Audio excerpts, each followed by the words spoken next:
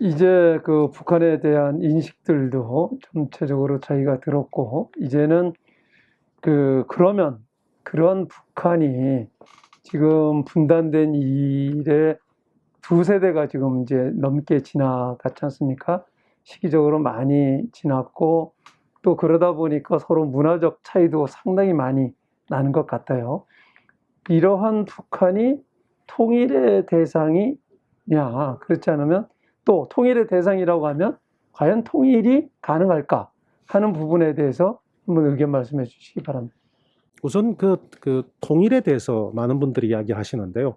제가 남쪽의 북쪽 분들하고 같이 북한을 통해서 백두산을 여러 번 올랐습니다. 백두산 같이 올라가서 그분들, 북에서 오신 분들, 남쪽의 분들이 같이 모여서 손을 잡고 우리의 손은 통일을 불러요. 감격의 손을 막 부릅니다. 어떤 분은 눈물도 막 흘립니다. 근데 남쪽에 가신 분들이 생각하는 통일과 북쪽에서 그분들이 통일이 같을까요? 같이 하는 거예요. 가만히 생각해 보니까. 그러니까 서로 다른 통일을 생각하면서도 같이 통일을 을사하는 거예요. 이게 통일이라는 이야기를 하지만 또 어떤 방식의 통일, 어떤 내용의 통일이라고 이야기를 하면은 다 다를 수가 있다는 거죠. 저는 지금 우리가 이야기하는, 그래서 지금까지 쭉 이야기했던 통일은 사실은 통일을 주장하는 게 아니다.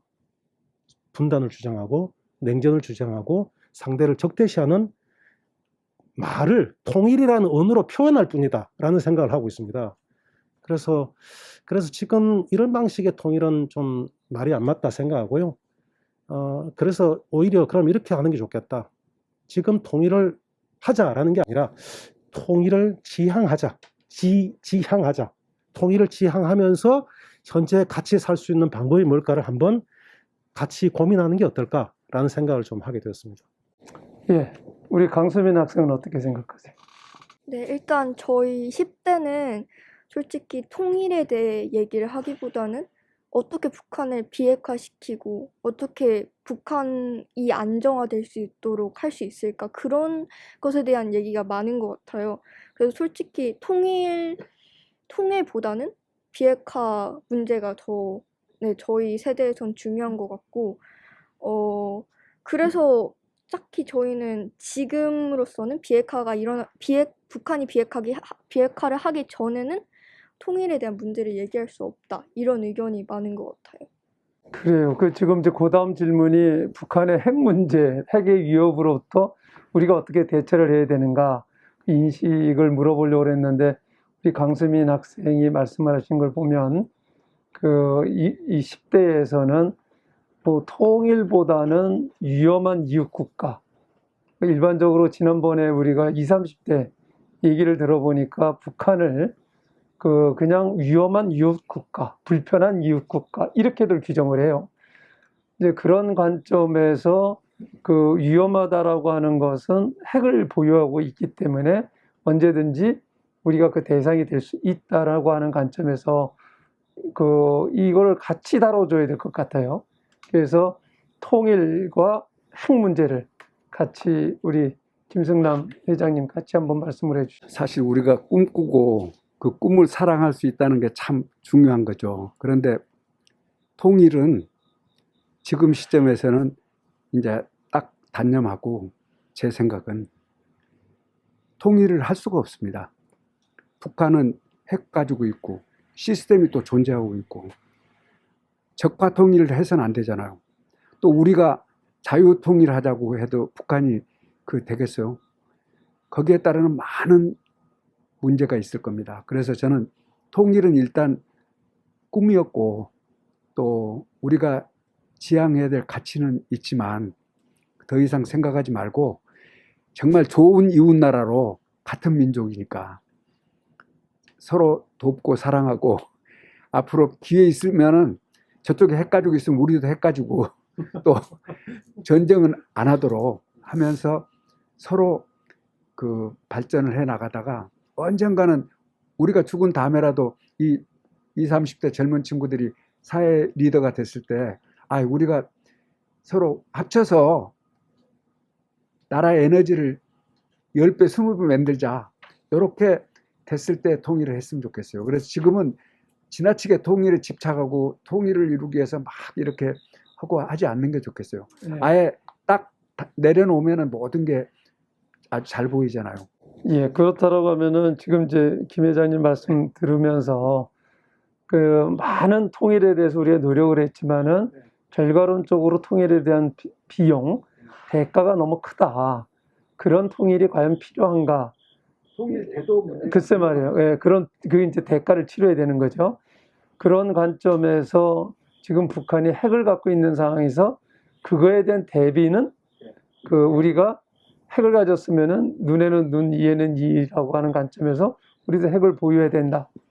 그러니까 우리가 핵을 보유하든지 그 미국과의 그 핵 전력을 우리한테 좀 이양받든지 이렇게 해서 방법으로든. 어떤 방법으로든지 예, 억지력은 가져야 된다. 예, 그렇지 않고는 우리 젊은 세대가 세상을 살아가는데 불안하면 안 되잖아요. 예.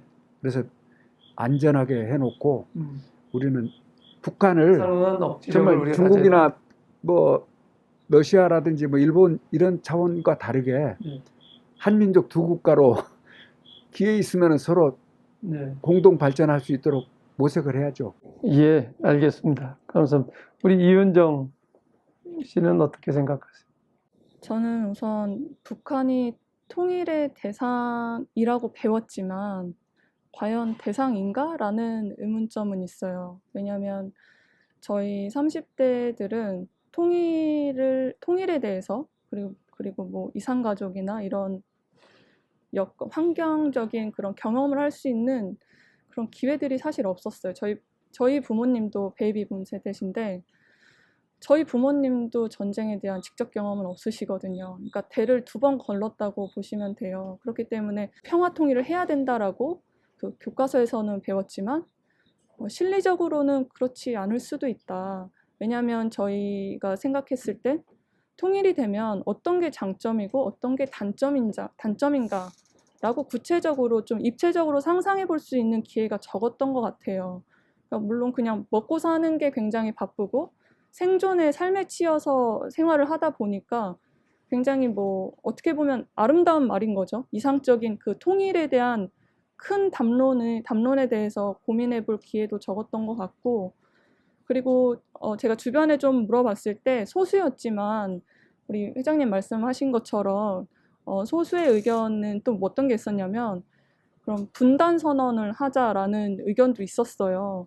영구 분단 선언을 하고 독립된 국가로서 서로 그냥 이웃으로 지내는 거죠. 이웃으로 지내는 것도 하나의 방법이다라는 이야기도 들었었는데 그처럼 이제 젊은 세대들은 좀 실용을 중시하고 있다. 그러니까 통일이 되면 우리에게 어떤 이득이 되는데 어떤 미래가 펼쳐지는데라고 했을 때 그런 정책적 효용을 느껴본 사실 경험도 별로 없고, 그리고 이제 통일을 위해서 노력을 해야 되는 뭐 통일부라는 그런 기관에서도 뭐 연락사무소 폭파라든지 아니면은 뭐 우리나라 공무원이 피격됐던 사건이라든지 뭐 이런 데서 사실 대응이 부적절했다고 보거든요.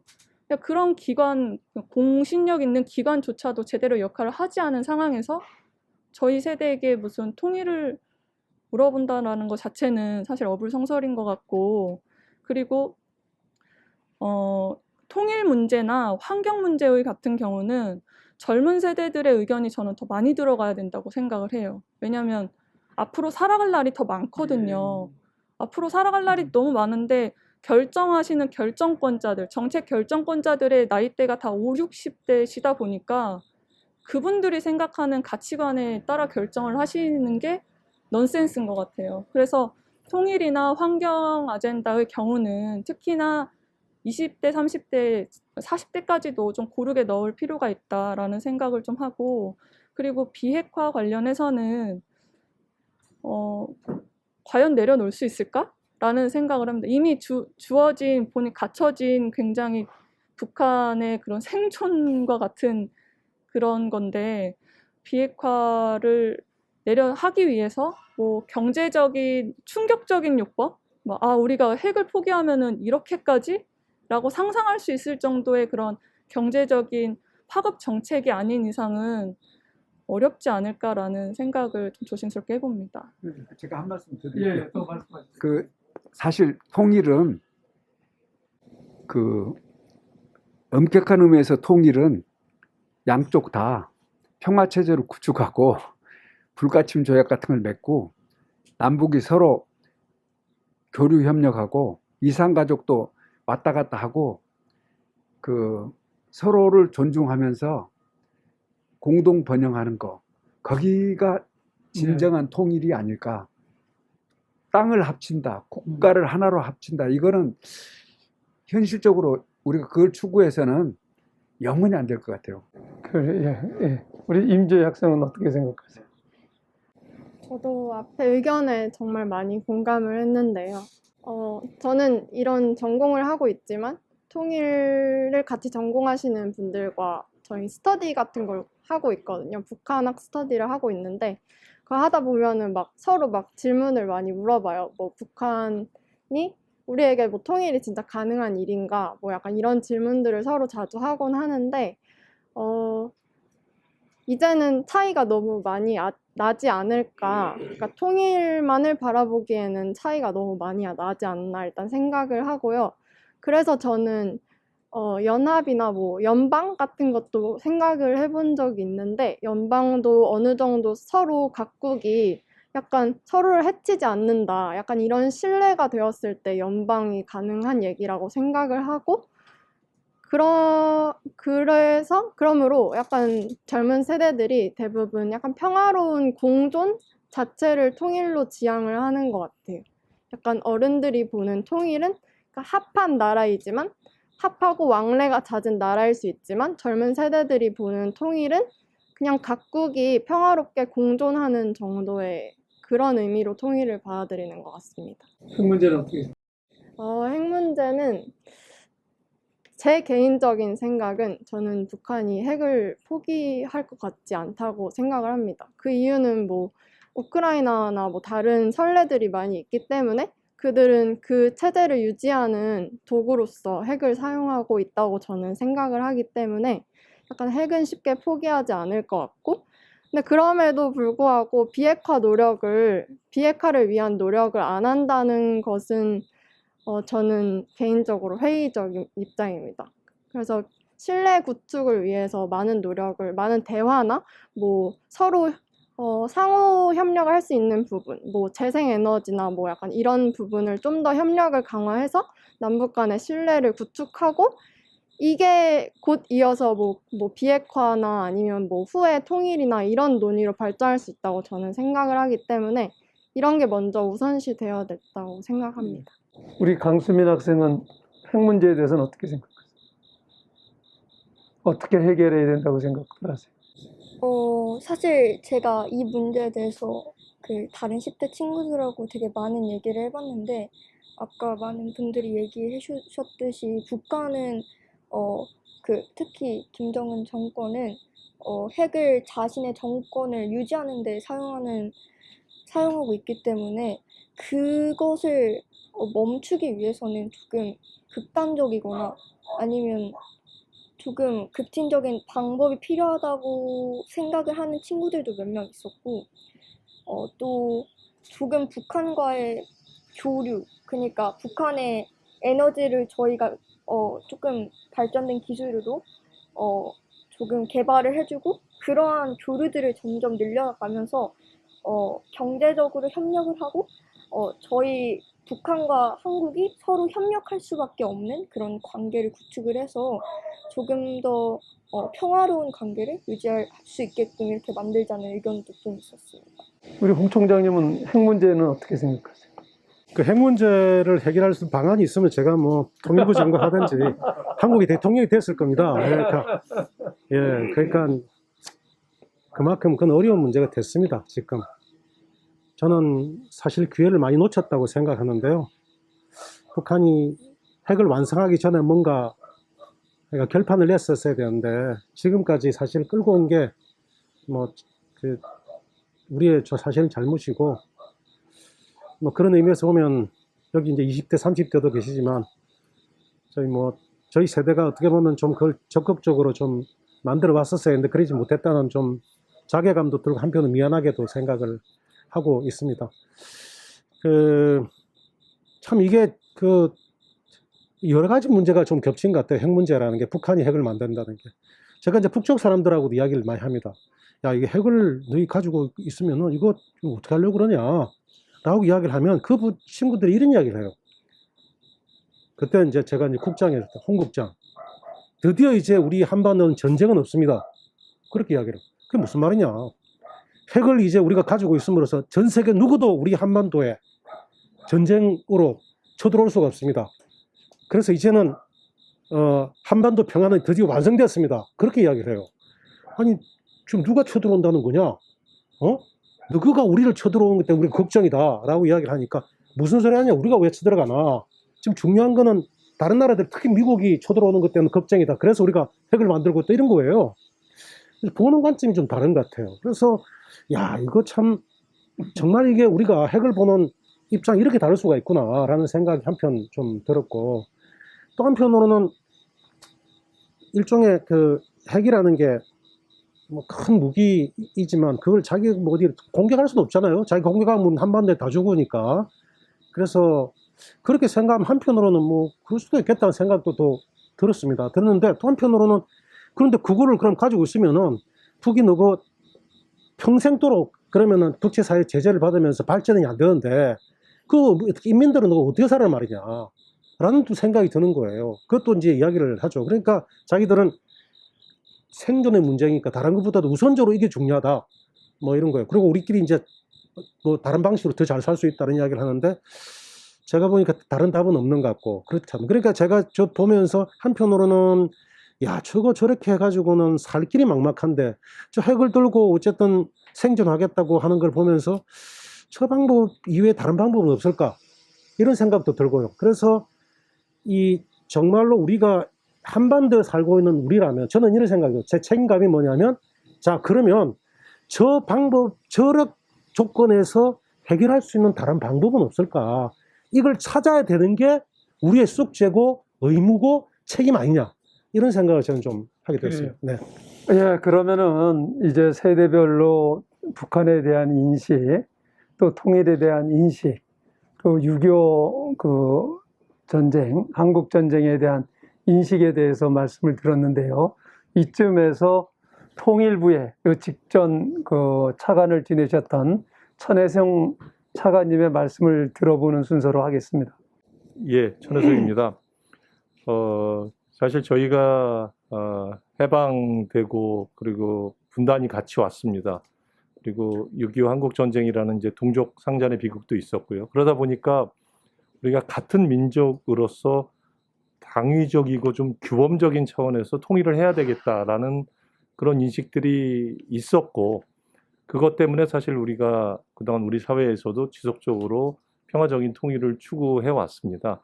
그러나 이제 시간이 좀 많이 지났고 남북 간의 이질감도 있고 앞서 말씀하신 여러 우려들, 북한의 위협이라든지 또 핵개발이라든지 이런 게 있는 상황에서 저도 앞서서 여러 세대 분들 얘기를 들으면서 우리가 궁극적이고 아주 장기적으로 통일을 추진은 하지만 당장은 그것보다는 일단 좀 관계를 잘 유지하고 평화롭게 공존하면서 서로에게 위협이 되지 않는 그런 상태를 추진하는 것이 조금 더 현실적이고, 앞서 말씀 몇 분 하셨습니다만 그게 좀 더 실용적인 관점의 우리의 어떤 정책 방향이 아닌가 하는 생각을 했고요. 그리고 앞서 말씀하시면서 이제 한 분께서 이 뭐 통일 문제라든지 환경 문제 같은 그런 미래에 관한 그런 정책이나 이런 걸 할 때는 2030 뭐 물론 10대까지를 포함해서 젊은 세대들의 의견을 좀 더 많이 반영해야 하는 게 좋겠다, 그런 말씀을 하셨는데 저도 굉장히 공감합니다. 솔직히 말씀드리면 저희 같이 이렇게 정책을 다뤘던 사람들은 또 아무래도 부지불식간에 저희의 관점 또는 제 기준으로 말씀드리면 저보다 위에 선배들 또 어른들의 관점에 영향을 많이 받았던 게 사실인 것 같습니다. 그러다 보니까 말씀하신 대로 지금 이제 굉장히 젊은 세대들의 어떤 변화된 생각, 뭐 이런 것에 대해서 조금 저희가 이렇게 같이 파악을 하고 공감하고 그 눈높이를 맞추는데 조금 아쉬운 점이 많았다는 생각이 더 새삼 오늘 말씀 들으면서 들고요. 그래서 앞으로 뭐 정부뿐만 아니라 우리 사회에서 이런 그 장기적인 이런 정책을 추진하는 데 있어서 우리 다양한 세대를 물론 다 아우러야 되지만 특히 젊은 세대들의 그런 입장, 변화된 시각, 그런 실용적 관점 이런 것들을 우리가 다 지금보다는 훨씬 더 주목하고 귀 기울여야 되겠다 하는 생각이 들었습니다. 예. 오늘 전반적으로 말씀을 들으면서 통일 정책에 대한 근본적인 방향 전환이라든가 대북 정책에 대해서 또 통일 교육까지를 포함을 해서 전면적인 수정이 필요하구나 하는 생각을 많이 갖게 합니다.